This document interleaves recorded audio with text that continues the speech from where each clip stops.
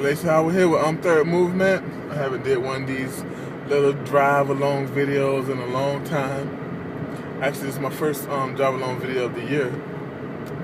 It's crazy. 2013 is over now. We are 19 days into 2014, and I'm excited about 2014. Just a lot of big things I can see happening in 2014. I've never been excited about a new year than I am right now. I want to do this video. This video is not like just an aimless video. I want to go somewhere in it, and I want to talk to men this year a lot more than I've been talking to men, especially inside of Christianity. There is, I can foresee that there will be a problem with men and Christianity in the future. Right now, I think the few men, because if we look at Christianity as a whole, the few men we're barely holding on to them. This gospel that we're preaching right now, other than what God can do for us, there's really not much for men to enjoy in this new gospel. And it's funny because if we look at how the gospel began, it begins with Jesus and then 12 of his disciples, which were all men, and not at all trying to be disrespectful to women. But I just want to talk to men a lot more this year. I want to really try to make a aim at the men a lot more. One of the things that we want to do is rebuild a man. And I truly believe that if we rebuild a man, and I know you women, I know you women or ladies will agree with this. If we rebuild a man and the man go back home, he's gonna rebuild a family. And I think that's gonna be, right now in America, one of the first things we need to do is start looking at rebuilding the men. Men, we fell such a long ways from where we were. I don't care what you say. Well, black culture. Now, if you look at all cultures, men are starting to leave now, and I think it's just simply because we have fallen from a long way, and the focus has been taken off men, and we got to get back to focusing on men, focus on building men, focus on building young men.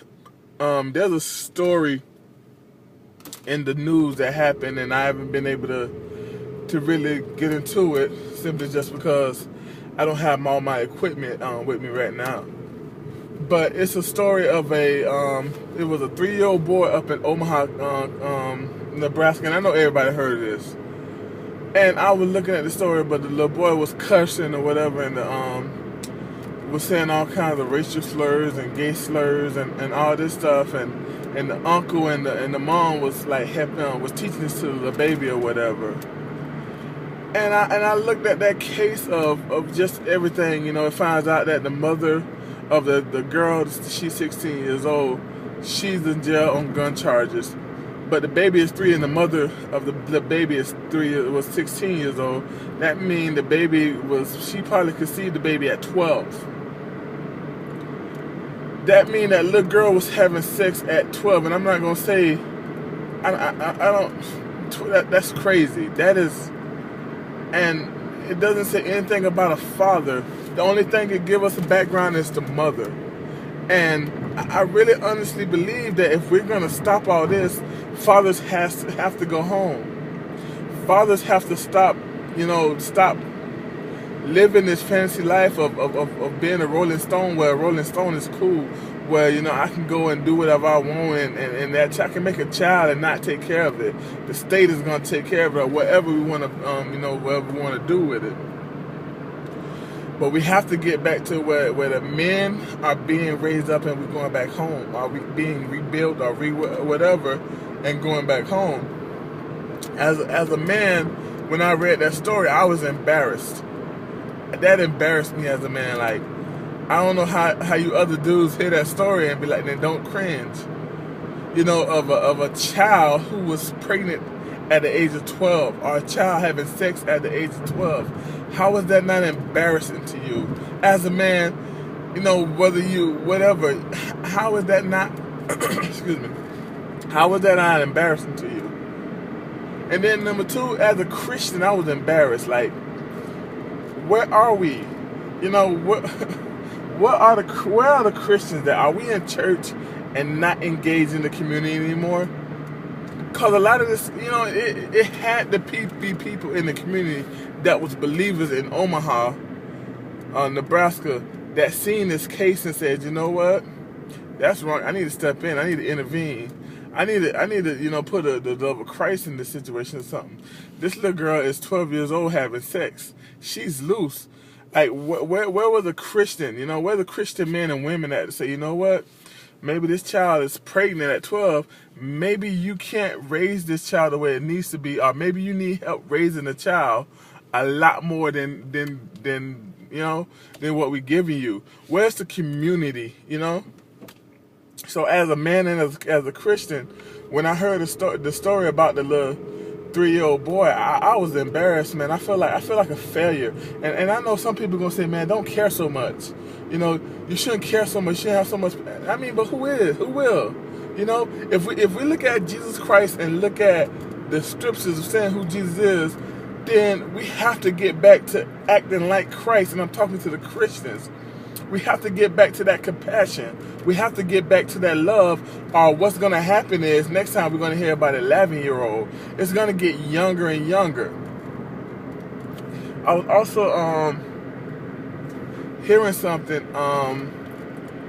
I was hearing a radio show, and a caller had called in, and he was talking about in his country the legal age is for marriage is 13. That's the legal age for marriage. And I thought to myself, you know, I don't want to be judgmental, but how are we allowing this? Where are the people of God at? You know, where are the people of God that says, okay, man, this ain't cool, this ain't right. We need to intervene. You know, how do we have a country with laws that says 13 is the marriage age for anybody? You know, 2 13s you want to get together and be married. That's marriage age right now. And I know you say, well, you know, in the Bible that's the age that was get married, but in the Bible that was a different point in time. People was a lot more moral than we have in our society right now. You know, looking at our society and look at our prison system. You know, look at our jail system. People are immoral now, and like for 13 be the age of marriage or concession to marriage, I think that's just ridiculous. And I think, you know, it's a lack of common sense or whatever. And, you know, this is just me ranting, but it's more saying, you know what, man, starting with us, man, we have to stop and do better, man. We have to turn around and do better. And then saying secondly to the church, we have to do better. We have to stop and do better. This is ridiculous. This should not be going down like this, you know. The lady said with Third Movement, I just pray in some way that this help y'all. Just horrible. All right, thanks.